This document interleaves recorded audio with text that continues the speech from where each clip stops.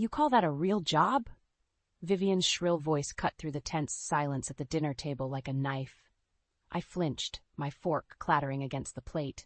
My mother-in-law's beady eyes bored into me, her thin lips curled in disdain. Wasting your days playing around with colors and shapes on a computer. How avant-garde. Across the table, Eli kept his head down, avoiding my pleading gaze. I opened my mouth to respond, but Vivian barreled on, her voice dripping with contempt. I don't know why I even let you stay under my roof. At least Eli made an honest living with his finance job before. She trailed off, though the implication hung heavy in the air. Ever since Eli's unexpected layoff and our move into her home, Vivian had wasted no opportunity to demean my career as a freelance graphic designer. "Mom, that's enough," Eli muttered, but lacked the conviction to meet her glare. Hot shame burned my cheeks as unwanted memories resurfaced.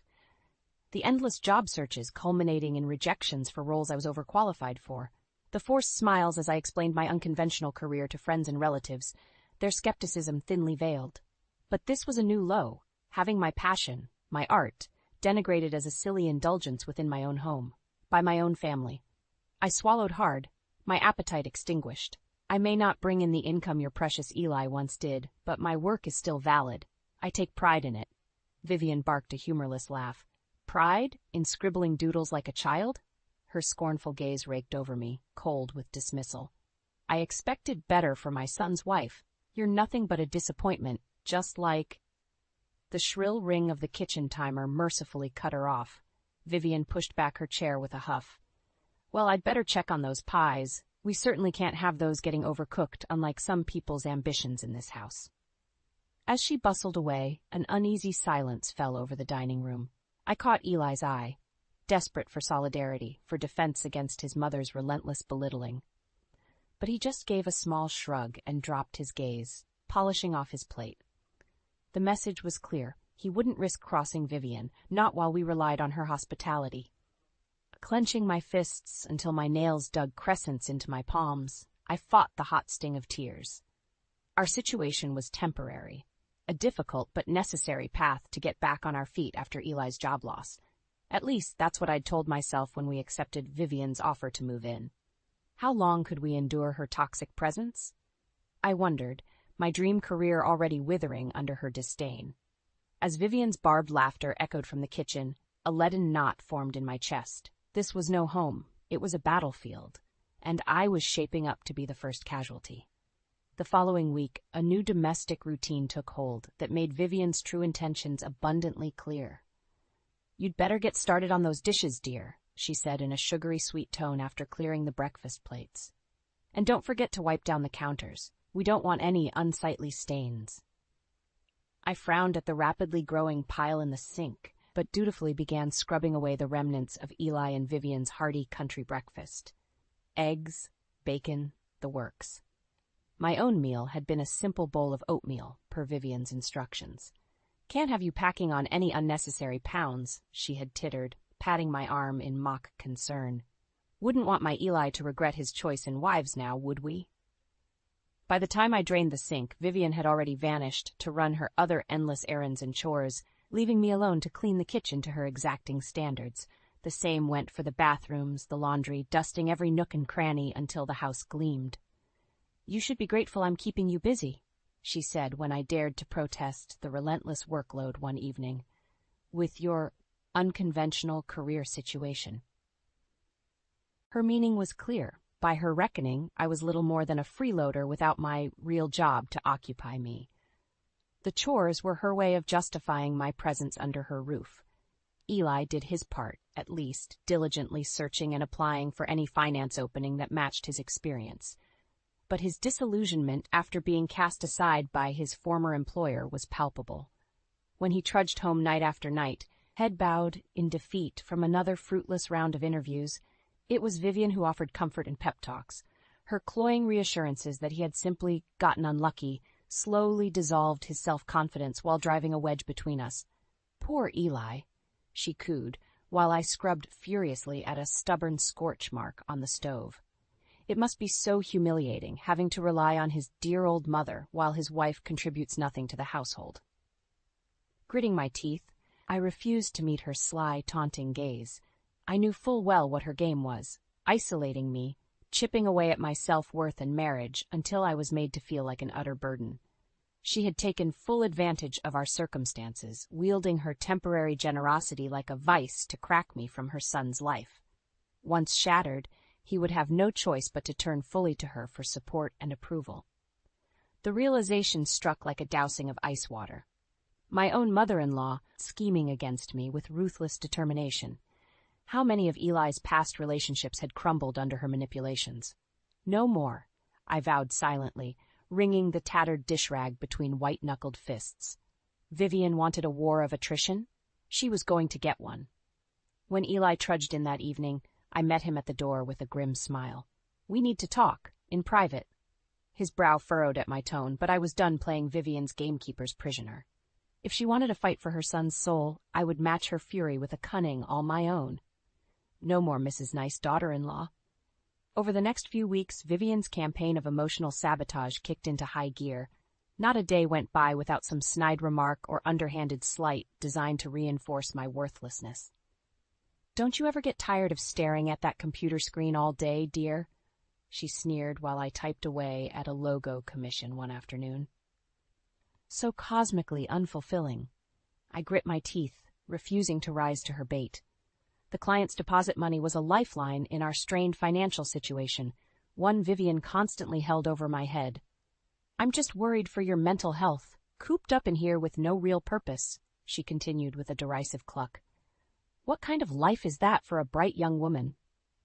Thankfully, Eli was out pounding the pavement at another round of fruitless interviews.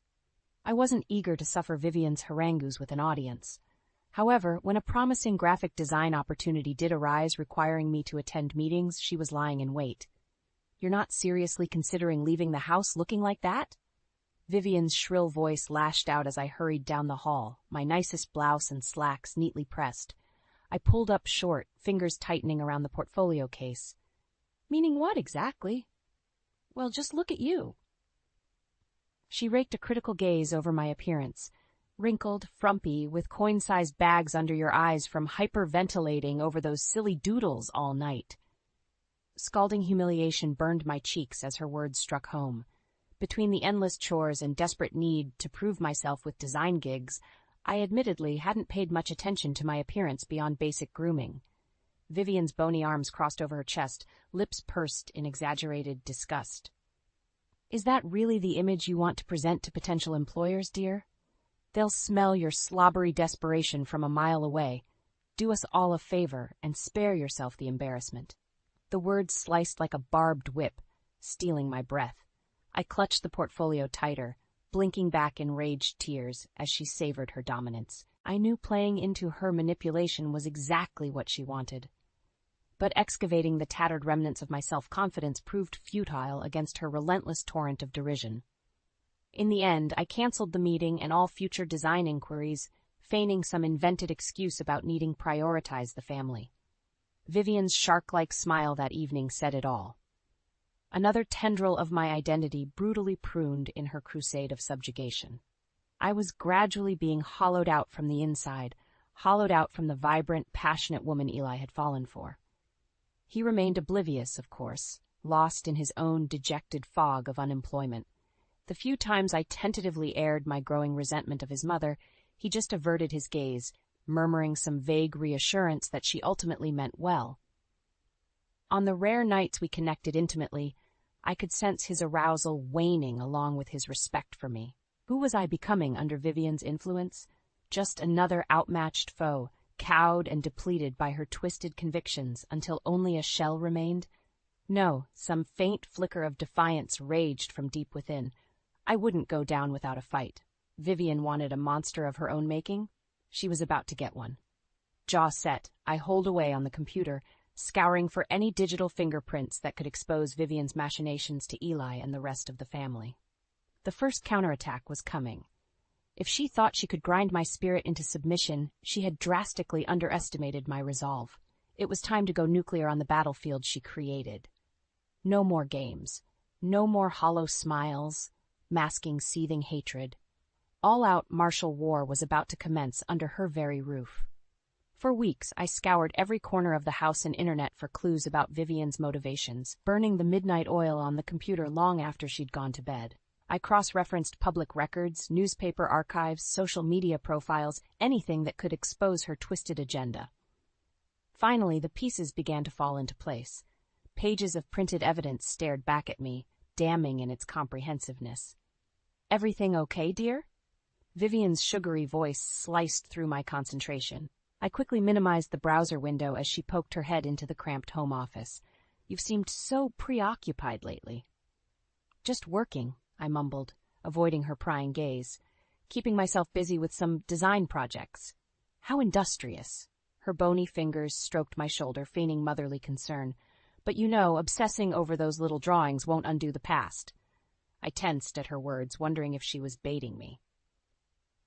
"Like Eli's failed relationships before you." There it was, the barb I'd been anticipating, laced with carefully calculated venom. I slowly pivoted to face her. "What are you suggesting?" Vivian's cold eyes glinted with cruel amusement. "Come now, you're not that dull. Even you must have noticed the pattern emerging." She squeaked loudly, shaking her head in feigned disappointment. "A spate of bright young women in Eli's life, full of promise and prospects. Until gradually, they start drifting away, becoming unmotivated, unambitious, resentful even." My blood turned to ice as she laid out the sickening implications.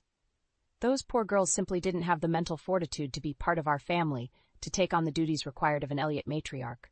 They broke under the strain, or was it something else that broke them?" Reflexively, I curled my hands into fists to mask their trembling. "If you're insinuating what I think you are, I'm simply connecting the dots, dear." Vivian clucked her tongue again, as if chastising a petulant child. "Face facts, you're following the same inescapable trajectory as the others.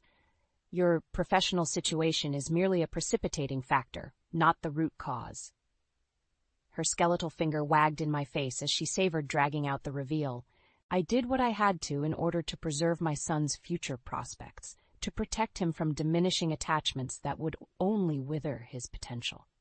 The words spilled out in a sickening rush, past relationships poisoned through steady emotional attrition. Financial entrapment, isolation, relentless needling until the woman's self-worth splintered. All orchestrated by Vivian in a coldly premeditated campaign of subjugation. You monster!" I choked out, struggling not to retch. "How could you do that to Eli, to your own son?" "I did it for Eli," she snapped, that familiar flash of contempt hardening her features. "To spare him the heartbreak of making the wrong choice and resigning himself to mediocrity. A mother's love can be cruel at times, but at least I had his best interests at heart." Her serpentine tongue flicked out to moisten her pursed lips. "This time will be no different, I'm afraid. For his own good, you simply have to go." With a final vindicated smirk, Vivian slithered from the room, leaving me to absorb the full, monstrous truth alone. Gripping the computer desk to steady my shaking limbs, I could no longer deny the depravity unfolding in slow motion around me. My mother-in-law wasn't just a manipulative harpy. She was a calculated, silver-tongued sociopath, systematically undermining my identity to its very core. All in the name of keeping her claws firmly latched into Eli's soul, molding his destiny to fit her twisted, narrow convictions. Anyone who threatened that control was simply another target to be crushed and discarded. White-hot rage seared through my shock, tempering into grim determination. If Vivian thought she could cow me into submission like her past victims, she had sorely underestimated this particular adversary. With a trembling hand, I reopened the research files, pages of tawdry deceptions meticulously logged, her own smug digital fingerprints preserved in sickening detail. I wouldn't just confront this sadistic harridan. I would dismantle her respectable facade, blow by agonizing blow until nothing remained but the gnarled, bitter husk she truly was. The game was on. This time, Vivian was going to learn just what kind of monster she'd created. After Vivian's chilling confession, I knew I had to act fast before her toxic influence metastasized any further.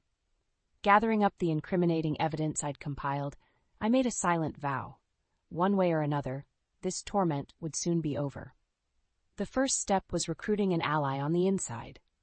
While Eli remained disturbingly blind to his mother's machinations, His father, Nathan, had increasingly picked up on the strain she was inflicting. One evening, after another tension-filled family dinner, I caught him alone in the den while Vivian was preoccupied with dishes. "We need to talk," I murmured under my breath, gesturing for him to follow me into the hallway. Nathan's brow furrowed with concern, but he complied without a word. "I can't take much more of this," I confessed in a hoarse whisper once we were out of earshot. Vivian's muffled humming from the kitchen made the hair prickle on my neck. "You know what she's been doing to me, don't you?"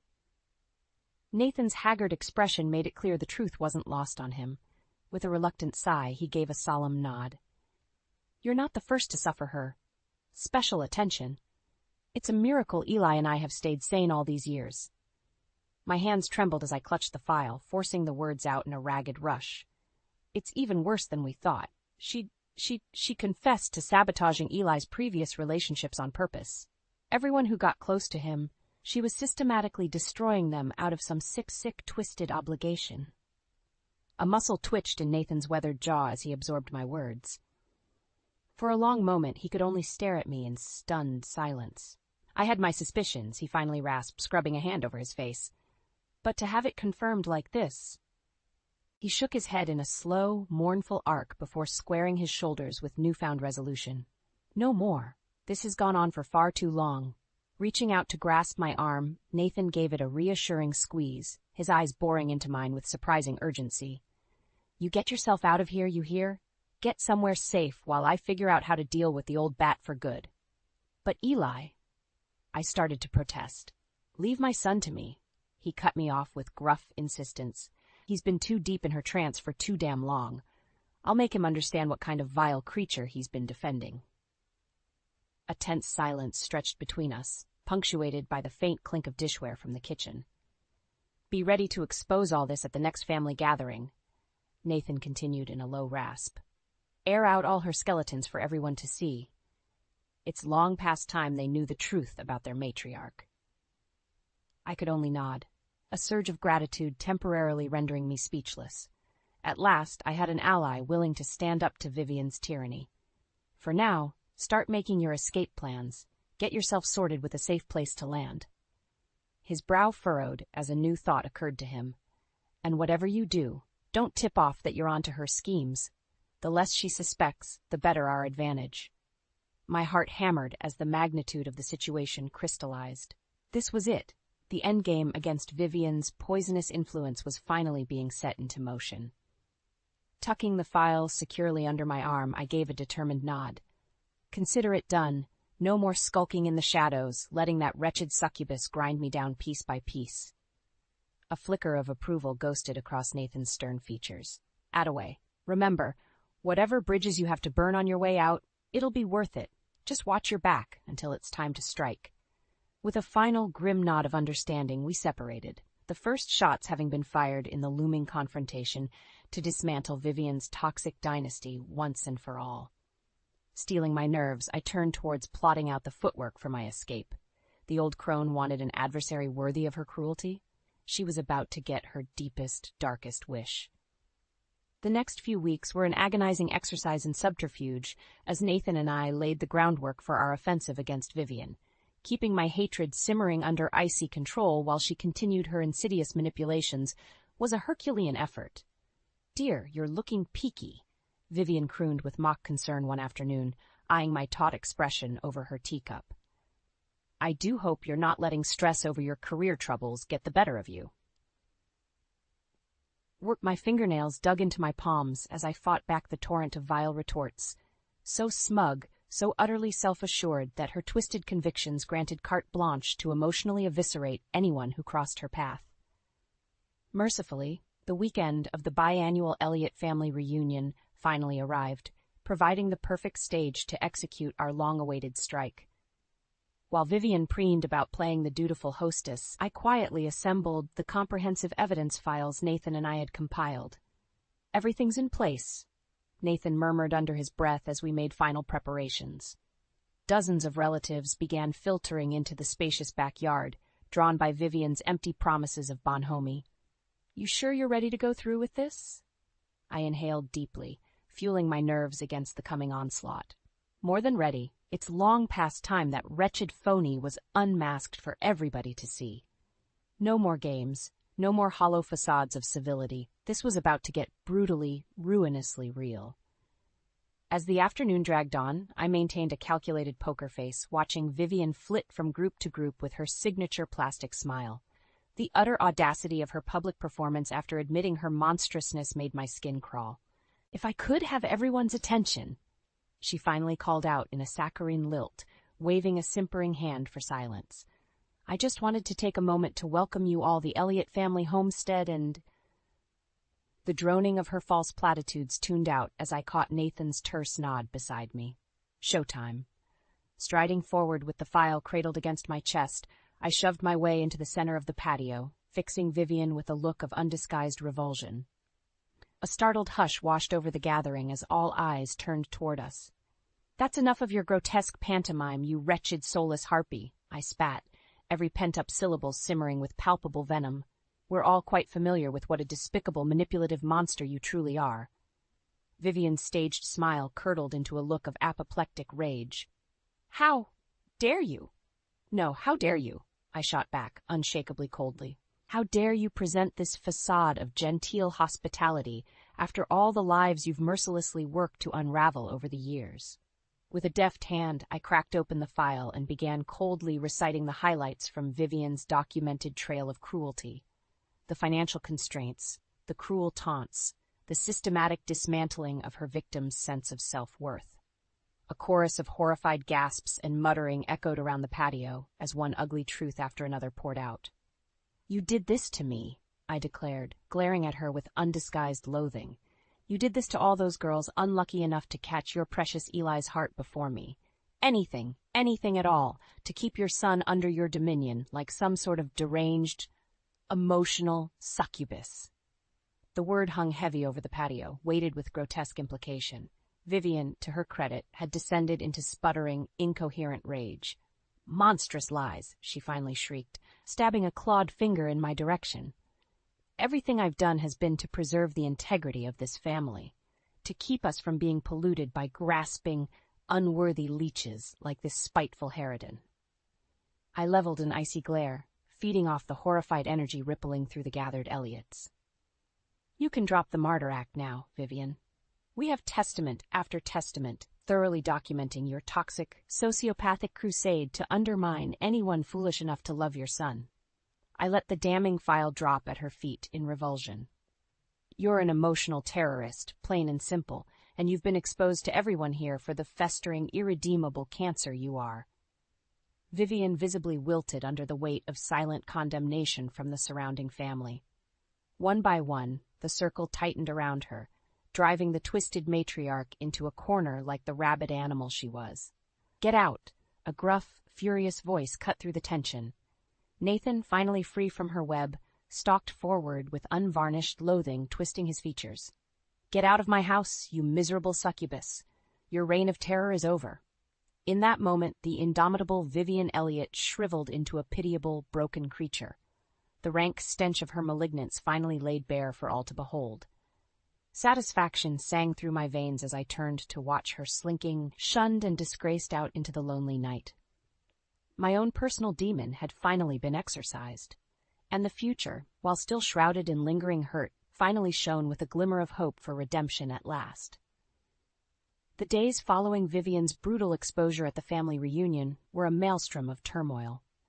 The Elliott clan, so accustomed to putting on airs of unity and decorum, had been irrevocably fractured by the truth about their matriarch's depravity. Entire branches of the family tree followed Vivian into exile, stubbornly clinging to her perfidious lies out of misplaced loyalty or sheer inability to accept her monstrous actions. Sister turned against brother, cousin against cousin, as age-old allegiances combusted into acrimonious infighting. Through it all, a hollow-eyed Eli could only watch in numb disbelief as the bedrock of his existence crumbled to ruin. For so long, he had been under his mother's diabolic spell, his sense of identity and priorities hopelessly warped to serve her pathological needs. I never truly saw her for what she was," he murmured one evening in a voice leached of all emotion. "How could I have been so blind?" We sat together on the back patio steps, the chilly night air lending a funereal pall. I reached over, clasping his hand in silent solidarity. "Your devotion as a son isn't something to censure yourself over," I said softly. "Vivian's skill as a master manipulator is what blinded you to her true nature for so long." Eli dragged in a ragged breath, squeezing his eyes shut as memories undoubtedly flooded back. The endless criticisms, the insidious needling against every relationship, that relentless push to surrender his individuality. "She really did think she was protecting me, didn't she?" he said at last, anguish clouding his features. "In that sick, twisted way of hers, she deluded herself into believing I needed her. Tough love to grow into the man she envisioned." My throat tightened at the naked vulnerability in his voice. For years, Vivian had stripped away his sense of self-worth and autonomy, leaving behind an emotional husk devoid of anything but codependent obedience to her narcissistic whims. "I'm so sorry, Eli," I whispered, feeling the sting of tears, "for not seeing it sooner, for ever letting her get her claws into us like that." His answering look was harrowed but clear. "Don't apologize, not for a second. She's the one who has to live with being a goddamn monster." A terse nod punctuated his words. For the first time I could remember, Eli carried the spark of unflinching resolution in his gaze. The spell was broken, Vivian's influence reduced to so much wasteful toxin being finally purged. Perhaps sensing this pivotal shift, Nathan quietly emerged onto the patio, a haggard older man suddenly freed of decades of emotional shackles. He moved to stand beside us in solemn solidarity. "So it's done then," he murmured in a gravelly tone. "The Dowager demon has been cast into the pit at long last." Eli gave a hollow nod, squeezing my hand tighter as Nathan settled onto the step beside us with bone-weary resignation. "It will take some recalibrating," he continued somberly. "For all of us, but most of all you, son. She didn't just undermine your partners, she systematically stripped you of any sense of self beyond her ambitions. Rebuilding that identity, overcoming those conditioned insecurities, it'll be a daily battle for a while yet." Silence hung heavy between them as the weight of Vivian's psychic toll sank in. So much damage inflicted, so much work ahead to heal the grievous, indelible scars. But her reign of terror was finally, mercifully over. "We'll get through it," I vowed resolutely, clutching Eli's hand with renewed determination. "Both of us, together this time. That cancerous influence is gone for good." A flicker of gratitude warmed Nathan's gruff features as he regarded me. "I have no doubt you will. A burden's been lifted we didn't even realize we were carrying all these years." Rising to his feet with an inscrutable glance towards the house's flickering lights, he cleared his throat. "Whenever you two are ready to start fresh, well, you've got a hell of a lot of personal healing ahead, but at least that path is clear now." Summoning a rueful chuckle, he briefly rested a hand on Eli's shoulder as he moved to retreat back inside. "Take all the time you need, son. That twisted karma has finally unwound, now it's just a matter of finding which path leads away from its ruins." The night breeze whispered across the yard, carrying whispers of possibility for the reclaimed future suddenly laid bare before us. For the first time in a long while, I allowed myself a tentative breath of hope. Vivian was gone, exorcised. Now the true revival could finally begin. The months following our escape from Vivian's toxic web were an arduous journey of healing and rediscovery. Eli, in particular, fought to remake his sense of identity, to untangle decades of conditioning that had molded him into a hopelessly codependent extension of his mother's malignant narcissism. There were setbacks, of course, nights when the old insecurities would flare up, driving him into brooding funks until I managed to coax him back from that familiar abyss of self-doubt. Her spectral influence lingered like a cancerous remnant, poisoning his confidence at the most inopportune times. But we persevered, leaning on one another through the darkness. I refused to let Vivian's legacy consume us, no matter how viciously and stubbornly it clung to the roots of our relationship. Soon enough, my own artistic passions reignited in the wake of that toxic drought. Commissions and graphic design gigs steadily poured in, each completed piece chipping away at the rubble that Hag had strewn across my self-worth. "You're really starting to hit your stride," Eli murmured one evening, studying my latest logo mock-up with a contemplative gaze. "This work, it's undeniably brilliant, Marla, No vile opinions can refute that truth anymore. The unveiled sincerity in his voice washed over me like a soothing balm for the old, barely healed wounds. Gone was the meek, beaten-down husk of a man who had meekly abdicated his identity to Vivian's depraved whims. This Eli was revitalized, newly confident in voicing his convictions, without the looming fear of displeasing his manipulative parent. Free to be his own person at long last. Even Nathan, cordoned off in his separate home across town, exhibited remarkable strides in shaking off Vivian's corrosive influence. Some evenings he would stop by unannounced, hell-bent on reconnecting through the simple joys of family he had been deprived of for decades. "So this is what an Elliott matriarch should truly be," he rumbled approvingly as I dished up plates of homemade chicken parmesan, his first taste of my cooking in years. One whose passion centers around bringing people together rather than, well, you know. Eli and I exchanged a loaded look, both of us intimately aware of just what kind of matriarch Vivian had been, the kind whose legacy we were both still working to extract from our psyches. "It's a work in progress," I said with a tight smile. "But that's a good problem to have, building something nurturing out of the rubble she left behind." "Amen to that," Nathan replied gruffly, tucking into his meal with gusto. Occasionally he would grunt an appreciative nod between hefty bites, as if committing every tender, zesty forkful to memory. Simple family moments like this were no longer to be taken for granted, not after Vivian had deprived the Elliott clan of genuine intimacy and trust for far too long. Over time, Eli's professional life also righted itself in Vivian's absence. A promising financial advising position opened up, and to my immense pride, he attacked the opportunity with a boldness and dynamism that had been sorely lacking under his mother's oppression. "They'd be damned fools not to scoop you up immediately," I murmured as he prepped for the final round of interviews in his characteristic tailored suit. "Vivian's poison is expunged. Now they'll get to see you exactly for who you are." He grinned, that old self-assured charisma rekindled in his eyes as he reached over to squeeze my hands. "And who, pray tell, is that?" he asked with an arched brow. "A strong, ethical man who won't neglect his convictions or family," I shot back, matching his rakish look. "The kind of person I should have been able to see all those years ago, before that decrepit succubus warped your identity beyond recognition." His grin widened into an expression of unvarnished joy and love, the old scars finally mended enough to let happiness pour forth undeterred. Leaning in, he claimed my lips in a fiery, passionate embrace, one sealed after years of toxicity, despair, and harrowing conflict. We had both been forged anew from the smelter of Vivian's cruelty. Hardened, certainly, but undeterred in our quest to neutralize her lingering influences once and for all. When Eli landed the position a week later, we celebrated with a toast not just to his achievement, but to our collective rise from the ashes of that miserable psychopath's machinations.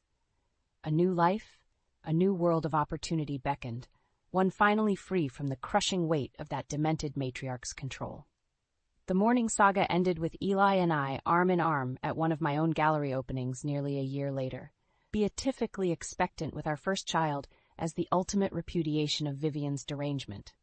Around us, a teeming crowd of colleagues, friends, and family congregated to celebrate my ascendant artistic achievements, solemnly reveling in the hard-won victories we had each carved from the rubble of past trauma. In that electrifying moment of validation and renewal, Vivian Elliott's malignancy was finally, conclusively extinguished by the twin fires of perseverance and love. She would always be a part of our shared histories. That much was undeniable. But her defeat and our dogged efforts to emerge unbowed from her cruelty's cauldron ensured that the last echoing remnants of that toxic matriarch's depravity had been forever exorcised. The Elliott's healing could truly begin at last.